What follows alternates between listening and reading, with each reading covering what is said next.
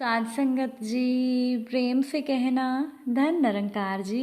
एक नई साखी के साथ स्वागत है आप सभी का आपके ही अपने चैनल पर।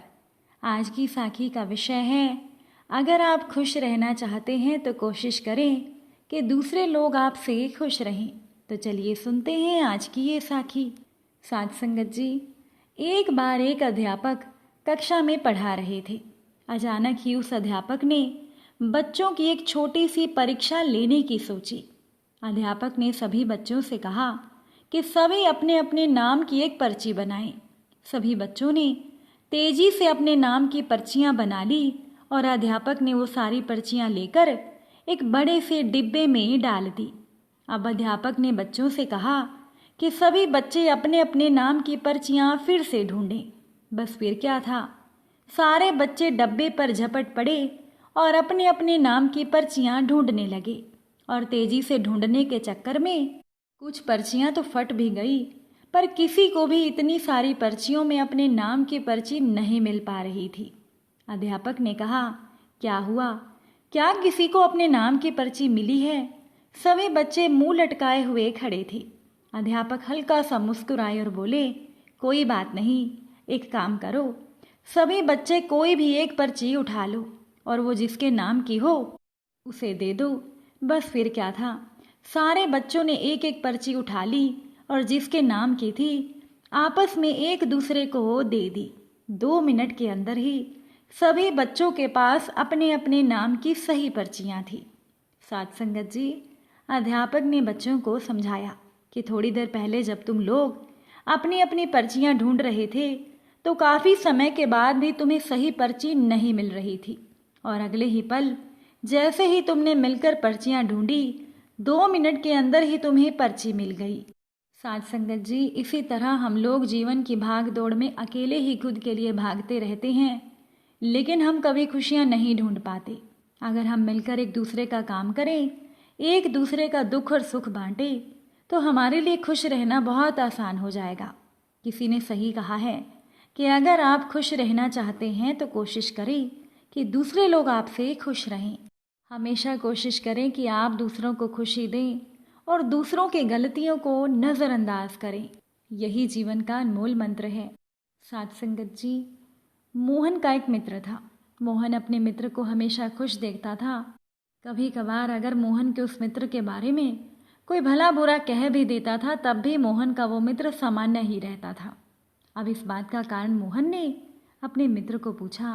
मोहन के मित्र ने मोहन को जो इसका राज बताया, वो सुनकर मोहन हैरान हो गया। साथ संगत जी, मोहन के मित्र ने बताया कि हमारे जीवन में कई ऐसी घटनाएं होती हैं जिन्हें हम महसूस तो करते हैं लेकिन उन्हें व्यक्त नहीं कर पाते। मोहन के मित्र ने मोहन से कहा, मेरे खुश रहने का कारण ये है कि मैं ये मान कर चलता हूँ कि इस दुनिया में हर एक इंसान किसी न किसी रूप में गलत है। मैं केवल ये देखता हूँ कि उनमें से कम गलत कौन है। इससे मेरा ध्यान उनकी गलतियों से ज़्यादा उनकी अच्छाइयों की ओर चला जाता है। वाकई ये जीवन को देखने का एक नया नज़रिया है। चलिए हम इसे एक काल्पनिक कहानी के माध्यम से समझते हैं। साथ संगत जी, ये उस समय की बात है जब भगवान आदमी की रचना कर रहे थे। उन्होंने आदमी को धरती पर भेजने की तैयारी करते समय उन सभी बिंदुओं पर गौर किया जो जीवन जीने के लिए आवश्यक है। उन्होंने आदमी को तरह तरह की चीज़ें दी। सूंघने के लिए नाक, बोलने के लिए ज़ुबान, सुनने के लिए कान, देखने के लिए आँख, काम करने के लिए हाथ, चलने के लिए पैर, महसूस करने और सोचने की शक्ति। साथ ही ईश्वर ने इंसान को बहुत सी भावनाएं भी दी, जैसे प्यार, ईर्ष्या, दुख, सुख, क्रोध इत्यादि।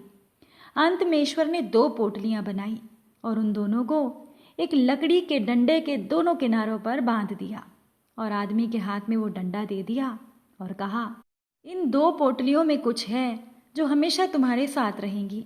पीछे की पोटली देखने के लिए तुम्हें विशेष मेहनत और धैर्य का सहारा लेना होगा। आदमी ने उस डंडे को उठाया और उसे अपने कंधे पर रख लिया। जब उसने उन पोटलियों पर नज़र डाली तो उसने देखा कि आगे की पोटली पर लिखा था दूसरे मनुष्य की गलतियाँ। जब उसने पीछे नज़र घुमाई तो पीछे की पोटली पर लिखा हुआ था अपनी गलतियाँ। साथ संगत जी, ईश्वर ने कहा कि मनुष्य को बड़ी ही आसानी से दूसरों की गलतियां नजर आ जाती हैं, लेकिन जब तक वो कोई विशेष प्रयास ना करे उसे अपनी गलती नजर नहीं आती। जैसा कि तुमको पिछली पोटली देखने के लिए विशेष प्रयास करने होंगे। ये कहकर भगवान ने आदमी को धरती पर भेज दिया। किसी महापुरुष ने लिखा था, हमेशा गलतियां ढूंढने वाला व्यक्ति उस मक्खी की तरह होता है जो सारे संसार की मिठाइयों को छोड़कर गंदगी पर जा बैठती है। अगर इस बात को हम अच्छे से समझ जाएंगे और अगर हम अपनी गलतियों पर गौर करेंगे तो निश्चित ही हमारी गिनती लोकप्रिय लोगों में होगी और हमारा दुश्मन भी हमारी कदर करने से नहीं हिचकेगा। साथ संगत जी, ईश्वर ने हमें बहुत सी शक्तियाँ प्रदान की हैं। हम उनका सही प्रयोग करके अपनी एक अलग छवि कायम कर सकते हैं और इसमें कोई संदेह नहीं है। दूसरों की गलतियों को नज़रअंदाज करें, खुद की गलतियों को देखकर उन्हें सुधारने की कोशिश करें और कुछ ऐसा करें कि दूसरे आपसे हमेशा खुश रहें। साथ संगत जी, टोकरी में कुछ भुट्टे लिए 3 गरीब और फटेहाल बच्चे रोज की ही तरह दोनों तरफ की सड़क के बीच में लगे हुए घास पर बैठ गए। उनमें से एक बड़ी लड़की थी जो तकरीबन 10 साल की होगी। उसने अंगीठी जला ली। वो लोग भुट्टे सेकने लगे। शाम भी अपनी सब्जी का ठेला लगाए उनके सामने ही था। शाम के ठेले के बाजू में ही एक दर्जी एक छोटी सी दुकान में बैठता था। लोगों के कपड़े सिलता था। नए कपड़े कम ही उसके पास सिलने के लिए आते थे। अधिकतर उसके पास पुराने कपड़ों की फिटिंग या उधड़ी हुई सिलाई की मरम्मत का काम आता था। आज फिर से उस दर्जी ने इशारे से अपनी दुकान पर 2 भुट्टे लेकर उन बच्चों को बुलाया। उनमें से एक बच्ची 2 भुट्टे लेकर दर्जी के पास गई। कुछ ही देर बाद वो बच्ची चहकते हुए दौड़ी दौड़ी अपने भाई बहन के पास गई। उसके साथ दोनों बच्चे भी दर्जी की दुकान में गए। 5 मिनट का समय हो गया। शाम को भी ये जानने के लिए हैरानी थी कि आखिर बच्चे दुकान में क्यों गए हैं। शाम भी अपने ठेले को सरकाता हुआ दर्जी की दुकान के सामने चला आया। दुकान के अंदर दर्जी भुट्टे खा रहा था और दुकान के पीछे लगे पर्दे से बच्चों के चहकने की आवाज़ें आ रही थी। अचानक से वो तीनों बच्चे खुशी खुशी बाहर आ गए। वो फटे पुराने कपड़ों की जगह रंग बिरंगे कपड़ों में थे। बच्ची खुशी से दर्जी से कह रही थी, चाचा तुम बहुत अच्छे हो। दर्जी ने कुछ पैसे बच्ची के हाथ में दिए और कहा कि ये रख बिटिया भुट्टे के पैसे और सड़क देखकर पार किया करो तुम तीनों। बच्चे चहकते हुए दुकान से जा चुके थे। शाम बरबस ही उस दर्जी की दुकान में बढ़ गया। शाम ने जाकर दर्जी से पूछा, तुम इन बच्चों के लिए नए कपड़े लाए हो? दर्जी कहने लगा, ये लोगों के बचे हुए कपड़ों के कतरन थे। इन्हें जोड़कर मैंने इन बच्चों के लिए कपड़े बना दिए। देखो ये बच्चे इनसे कितना खुश हो गए। ये सुनकर शाम ने दर्जी से कहा, भाई भगवान आपको बरकत दे। आपने बच्चों के चेहरों पर खुशियाँ ला दी। ये तो गरीब के बच्चे हैं, छोटी सी बात से ही खुश हो जाते हैं। देखो ना, दूसरों की कतरन भी इनके लिए खुशियाँ ले आई। शाम ऐसा कह रहा था और वो दर्जी बाकी बचे हुए कपड़ों के कतरन अब भी समेट रहा था, शायद किसी और बच्चे की खुशी के लिए। साथ संगत जी, एक ही जीवन हमें मिला है। अगर इस जीवन में हम दूसरों की खुशियों के बारे में सोचें तो निश्चित ही हम अपने जीवन को सफल कर पाएंगे।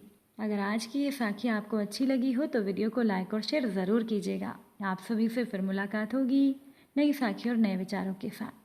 साथ संगत जी, प्यार से कहना, धन निरंकार जी।